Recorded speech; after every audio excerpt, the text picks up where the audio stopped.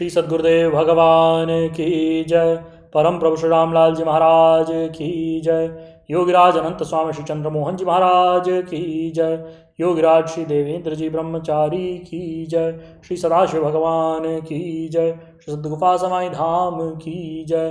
वृंदावन विहारी लाल की जय। शंकर भगवान की जय। ओम श्री पुराण पुरुषोत्तमाय नमः। ओम श्री गणेशाय नमः। श्री शिव महापुराण रुद्र संहिता तीसरा खंड।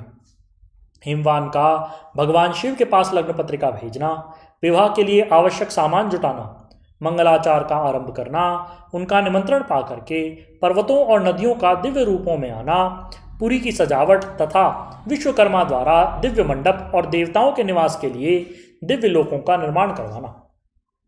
नारद जी ने पूछा, तात महाप्राज्य प्रभो, आप कृपा पूर्वक यह बतलाएं कि सप्त ऋषियों के चले जाने पर हिमाचल ने क्या किया।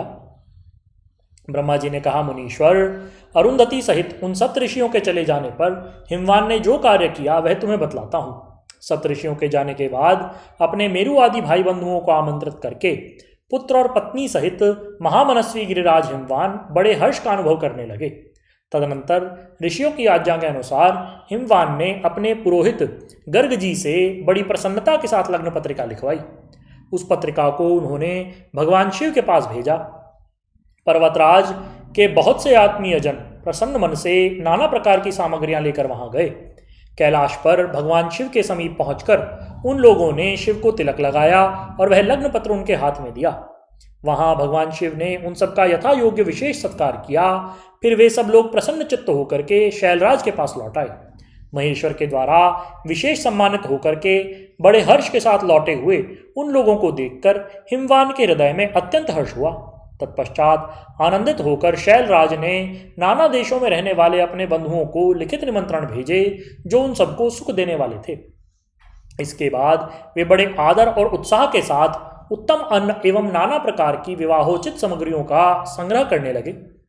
उन्होंने चावल, गुड़, शक्कर, आटा, दूध, दही, घी, मिठाई, नमकीन पदार्थ, मक्खन, पकवान, महान स्वादिष्ट रस और नाना प्रकार के व्यंजन इतने अधिक एकत्र कर लिए कि सूखे पदार्थों के पहाड़ खड़े हो गए और द्रव्य पदार्थों की बावड़ियां बन गई। शिव के पार्षदों और देवताओं के लिए हितकर नाना प्रकार की वस्तुएं, भांति भांति के बहुमूल्य वस्त्र, आग में तपाकर शुद्ध किए हुए सुवर्ण, रजत और विभिन्न प्रकार के मणिरत्न, इनका तथा अन्य उपयोगी द्रव्यों का विधिपूर्वक संग्रह करके गिरिराज ने मंगलकारी दिन में मांगलिक कृत्य करना आरंभ किया। पर्वतराज के घर की स्त्रियों ने पार्वती का संस्कार करवाया। भांति भांति के आभूषणों से विभूषित हुई राजभवन की उन सुंदरी स्त्रियों ने सानंद मंगल कार्य का संपादन किया। नगर के ब्राह्मणों की स्त्रियों ने स्वयं बड़े हर्ष के साथ लोकाचार का अनुष्ठान किया। उसमें मंगल पूर्वक भांति भांति के उत्सव मनाए गए। हर्ष भरे हृदय से उत्तम मंगलाचार का संपादन करके हिमालय भी सर्वतोभावेन बड़े प्रसन्न हुए और अपने निमंत्रित बंधुजनों की आगमन की उत्सुकता पूर्वक प्रतीक्षा करने लगे। इसी बीच में उनके निमंत्रित बंधु बांधव आने लगे। देवताओं के निवास भूत गिरिराज सुमेरु दिव्य रूप धारण करके नाना प्रकार के मणियों और महारत्नों को यत्नपूर्वक साथ लेकर अपनी स्त्री पुत्रों के साथ हिमालय को आए। मंदराचल, अस्ताचल, उदयाचल, मलय, दरदुर, निषद, गंधमादन, करवीर, महेंद्र, पारियात्र, क्रौंच, पुरुषोत्तम शैल, नील, त्रिकुट, चित्रकूट, वेंकट, श्रीशैल, गोकामुख, नारद, विंध्य, कालंजर, कैलाश तथा अन्य पर्वत दिव्य रूप धारण करके अपनी स्त्री पुत्रों के साथ बहुत सी भेंट सामग्री लेकर के वहां उपस्थित हुए। दूसरे द्वीपों में तथा यहाँ भी जो पर्वत हैं वे सब हिमालय के घर पधारे। शिवा और शिव का विवाह है ऐसा जानकर सबने बड़ी प्रसन्नता के साथ वहां पदार्पण किया। शोणभद्रादि नद और संपूर्ण नदियां दिव्य नर नारियों के रूप धारण करके नाना प्रकार के अलंकारों से अलंकृत हो शिव पार्वती का विवाह देखने को आए। गोदावरी, यमुना, सरस्वती, वेणी, गंगा, नर्मदा तथा अन्य श्रेष्ठ सरिताएं भी बड़ी प्रसन्नता के साथ हिमवान के यहाँ आई। उन सब के आने से हिमालय की दिव्यपुरी सब ओर से भर गई। वह सब प्रकार की शोभाओं से संपन्न थी। वहां बड़े बड़े उत्सव हो रहे थे। ध्वज पताकाएं फहर रही थी। बंधनवारों से उसकी और अधिक शोभा होती थी। चारों ओर चंदोवे तने होने से वहां सूर्य का दर्शन नहीं होता था। भांति भांति की नीली पीली आदि प्रभा उस पुरी की शोभा बढ़ाती थी। हिमालय ने भी बड़ी प्रसन्नता के साथ अपने यहाँ पधारे हुए सब स्त्री पुरुषों का यथा योग्य आदर सत्कार किया और सबको अलग अलग सुंदर स्थानों में ठहराया। अनेकानेक उपयुक्त सामग्री देकर के सबको पूर्ण संतुष्ट किया। मुनिश्रेष्ठ तदनंतर शैलराज हिमवान ने प्रसन्न होकर के महान उत्सव से परिपूर्ण अपने नगर को विचित्र रीति से सजाना आरंभ किया। सड़कों को झाड़ बुहार करके उन पर छिड़काव कराया, उन्हें बहुमूल्य साधनों से सुसज्जित एवं शोभित कराया। प्रत्येक घर के दरवाजे पर केले आदि मांगलिक वृक्ष लगवाए और उन्हें मांगलिक द्रव्यों से संयुक्त किया। आंगन को केले के स्तंभ से सजाया। रेशम की डोरों में आम के पल्लव बांध करके बंधनवारें बनवाई और उन्हें उन खंभों के चारों ओर लगवा दिया। मालती के फूलों की मालाएं उस आंगन के सब ओर लटका दी। सुंदर तोरणों से वह आंगन का भाग अत्यंत प्रकाशमान जान पड़ता था। चारों दिशाओं में मंगल सूचक शुभ द्रव्य रखे गए थे जो उस प्रांगण की शोभा बढ़ाते थे। इसी प्रकार अत्यंत प्रसन्नता से भरे हुए गिरिराज हिमवान ने महान प्रभावशाली गर्ग मुनि को आगे करके अपनी पुत्री के लिए प्रस्तुत करने योग्य सारा उत्तम मंगल कार्य संपन्न किया।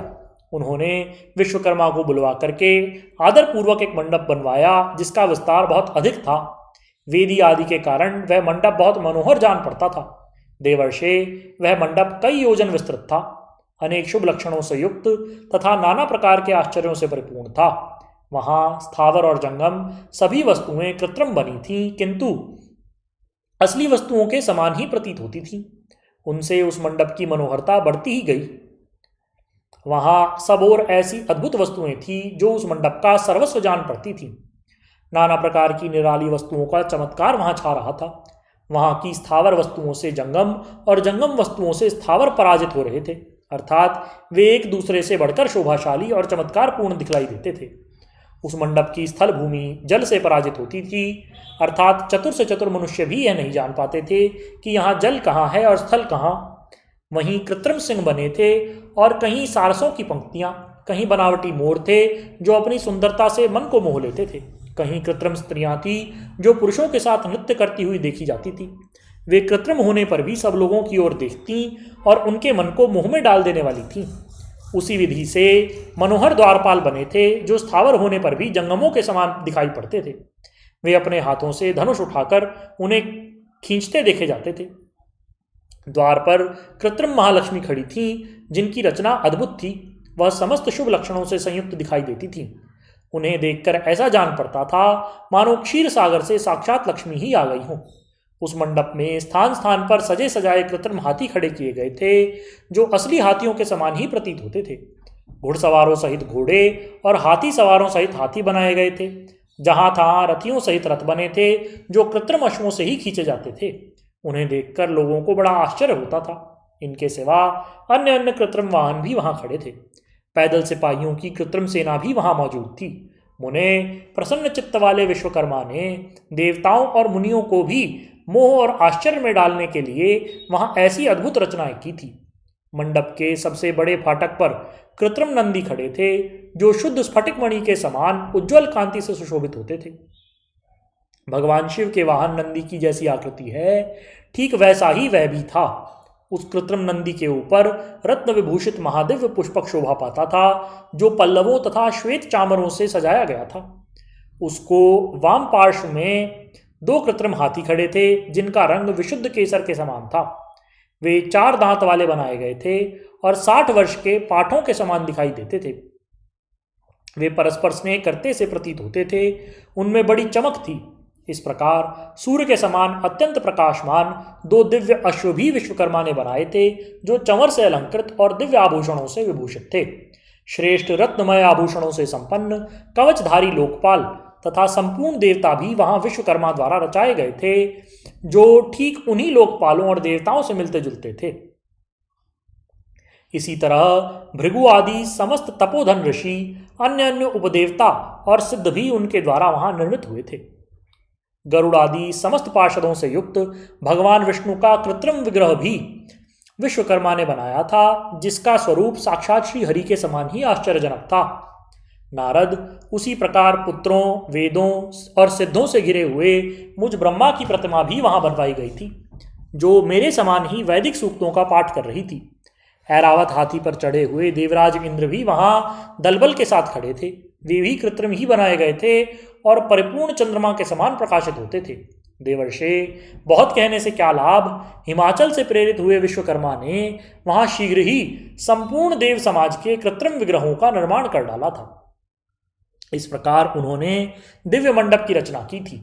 वह मंडप अनेक आश्चर्यों से युक्त, महान तथा देवताओं को भी मोह लेने वाला था। तदनंतर गिरिराज हिमवान की आज्ञा से परम बुद्धिमान विश्वकर्मा ने देवता आदि के निवास के लिए उन कृत्रिम लोकों का भी यत्नपूर्वक निर्माण किया। उन्हीं लोकों में उन्होंने उन देवताओं के लिए अत्यंत तेजस्वी, परम अद्भुत और सुखदायक बड़े बड़े दिव्य मंचों की रचना की। इसी तरह उन्होंने मुझ स्वयंभू ब्रह्मा के निवास के लिए क्षण भर में अति अद्भुत सत्यलोक की रचना कर डाली, जो उत्तम दीप्ति से उद्दीप्त हो रहा था। साथ ही भगवान विष्णु के लिए भी क्षण भर में दूसरे दिव्य वैकुंठ धाम का निर्माण कर दिया, जो परम उज्ज्वल तथा नाना प्रकार के आश्चर्यों से परिपूर्ण था। इसी प्रकार विश्वकर्मा ने देवराज इंद्र के लिए भी दिव्य, अद्भुत, उत्तम एवं समस्त ऐश्वर्यों से संपन्न ग्रह की रचना की। अन्य लोकपालों के लिए भी उन्होंने प्रसन्नतापूर्वक बड़े सुंदर, दिव्य, अद्भुत और बड़े बड़े भवन बनवाए। फिर क्रमशः समस्त देवताओं के लिए भी उन्होंने क्रमशः विचित्र ग्रहों का निर्माण किया। परम बुद्धिमान विश्वकर्मा को भगवान शंकर का महान वर प्राप्त था, इसीलिए उन्होंने शिव के संतोष के लिए क्षण भर में इन सब वस्तुओं की रचना कर डाली। तदनंतर उसी प्रकार भगवान शंकर के लिए भी उन्होंने एक शोभाशाली ग्रह का निर्माण किया, जो शिव के चिन्ह से युक्त तथा शिवलोकवर्ती दिव्य भवन के समान ही अनुपम था। श्रेष्ठ देवताओं ने उसकी भूरी भूरी प्रशंसा की थी। वह परम उज्ज्वल, महान प्रभापुंज से उद्भासित, उत्तम और अद्भुत था। विश्वकर्मा ने भगवान शिव की प्रसन्नता के लिए वहां ऐसी अद्भुत रचना की थी, जो परम उज्ज्वल होने के साथ ही साक्षात महादेव जी को भी आश्चर्य में डालने वाली थी। यह सारा लौकिक व्यवहार करके हिमाचल बड़ी प्रसन्नता के साथ भगवान शंभु के शुभागमन की प्रतीक्षा करने लगे। देवर्षे, हिमालय का यह सारा आनंददायक वृत्तांत मैंने तुमसे कह सुनाया। अब और क्या सुनना चाहते हो? भगवान शिव का नारद जी के द्वारा सब देवताओं को निमंत्रण दिलाना, सबका आगमन तथा शिव का मंगलाचार एवं ग्रह पूजन आदि करके कैलाश से बाहर निकलना। नारद जी कहने लगे, विष्णु प्रिय महाप्राज्यतात विधातः, आपको नमस्कार है। कृपानिधे, आपके मुंह से यह अद्भुत कथा मुझे सुनने को मिली है। अब मैं भगवान चंद्रमौली के परम मंगलमय तथा समस्त पाप राशि के विनाशक वैवाहिक चरित्र को सुनना चाहता हूँ। मंगल पत्रिका पाकर के महादेव जी ने क्या किया, परमात्मा शंकर की वह दिव्य कथा सुनाइए। ब्रह्मा जी ने कहा, बेटा तुम बड़े बुद्धिमान हो, भगवान शंकर के उत्तम यश को सुनो। मंगल पत्रिका पाकर के भगवान शंकर ने जो कुछ किया वह बतलाता हूँ। भगवान शिव उस मंगल पत्रिका को प्रसन्नतापूर्वक हाथ में लेकर बड़े हर्ष का अनुभव करते हुए हंसने लगे। फिर उन भगवान ने उसे लाने वालों का सम्मान किया। तत्पश्चात उसे बांचकर विधि पूर्वक स्वीकार किया। इसके बाद हिमाचल के यहाँ से आए हुए लोगों का बड़े आदर सम्मान के साथ विदा किया। तदनंतर उन मुनियों से कहा, आप लोगों ने मेरे शुभ कार्य का भलीभांति संपादन किया है। अब मैंने विवाह स्वीकार कर लिया है, अतः आप लोगों को मेरे विवाह में आना चाहिए। भगवान शंकर का यह वचन सुनकर वे ऋषि बड़े प्रसन्न हुए और उन्हें प्रणाम एवं उनकी परिक्रमा करके अपने परम सौभाग्य की सराहना करते हुए अपने अपने धामों को चले गए।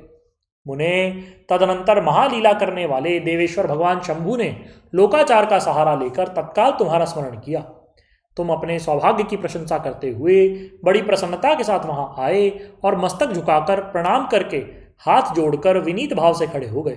तब भगवान शिव ने कहा, नारद, तुम्हारे उपदेश से देवी पार्वती ने बड़ी भारी तपस्या की और उससे संतुष्ट होकर के मैंने उन्हें यह वर दिया है कि मैं पति रूप से तुम्हारा पाणी ग्रहण करूंगा। पार्वती की भक्ति को देखकर मैं उनके वश में हो गया हूँ, इसलिए उनके साथ विवाह करूंगा। सप्तऋषियों ने लग्न का साधन और शोधन कर दिया है, अतः आज से 7वें दिन मेरा विवाह होगा। उस अवसर पर लौकिक रीति का आश्रय लेकर के मैं महान उत्सव करूंगा। मुने, तुम विष्णु आदि सब देवताओं, मुनियों और सिद्धों को तथा अन्य लोगों को भी मेरी ओर से निमंत्रित करो। सब लोग मेरे शासन की गुरुता को समझ करके प्रसन्नता और उत्साह के साथ सब प्रकार से सज धज कर स्त्री पुत्रों को साथ लेकर यहाँ आए। ब्रह्मा जी कहते हैं, मुने, भगवान शंकर की इस आज्ञा को शिरोधार्य करके तुमने अतिशीघ्र सर्वत्र जा करके सबको निमंत्रण दे दिया। तत्पश्चात शंभु के पास आकर उनकी आज्ञा अनुसार तुम वहीं ठहर गए। भगवान शिव भी उन सब देवताओं के आगमन की उत्कंठापूर्वक प्रतीक्षा करते हुए अपने गणों के साथ वहीं रहे।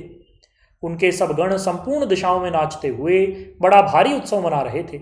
इसी बीच में भगवान विष्णु सुंदर वेश धारण करके अपनी पत्नी और दलबल के साथ शीघ्र ही कैलाश पर्वत पर आए और भक्तिभाव से भगवान शिव को प्रणाम करके उनकी आज्ञा पाकर के प्रसन्नतापूर्वक उत्तम स्थान में ठहर गए।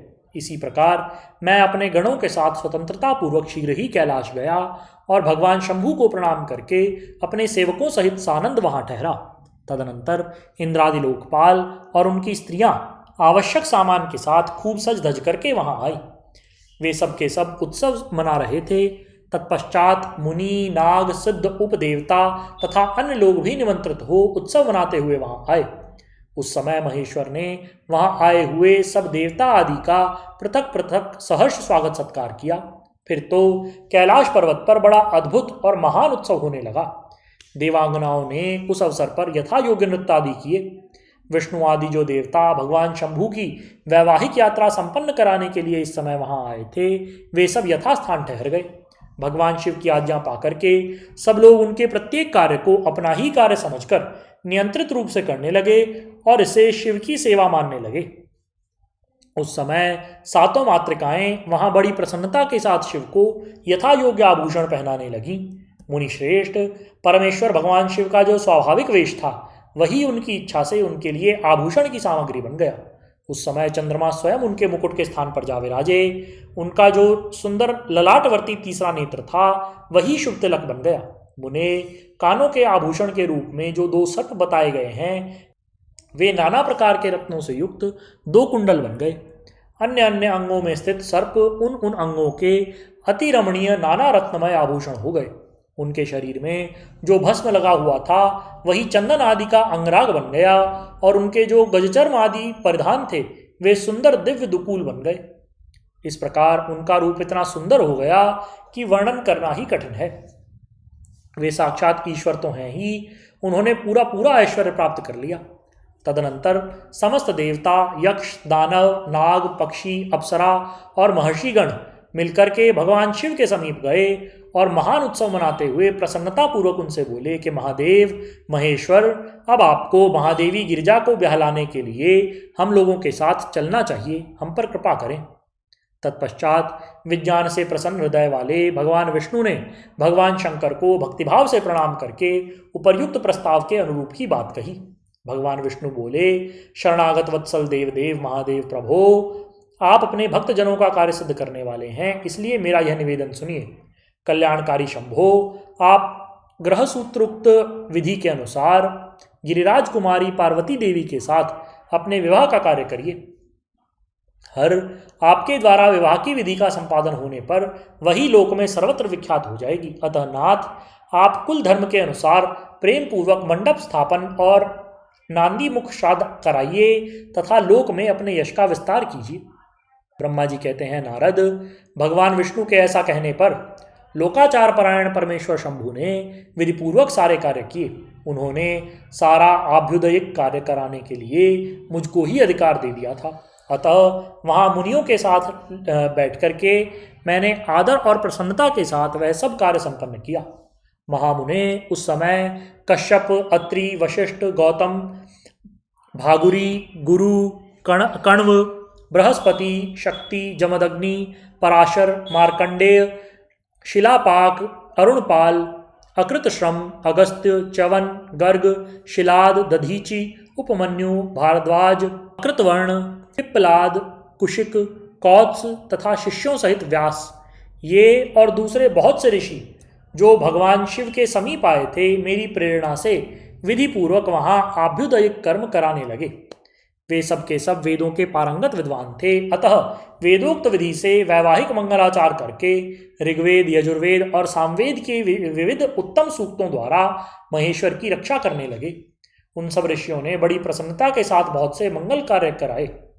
मेरी और शंभु की प्रेरणा से उन्होंने विघ्नों की शांति के लिए प्रीतिपूर्वक ग्रहों का और समस्त मंडलवर्ती देवताओं का पूजन किया।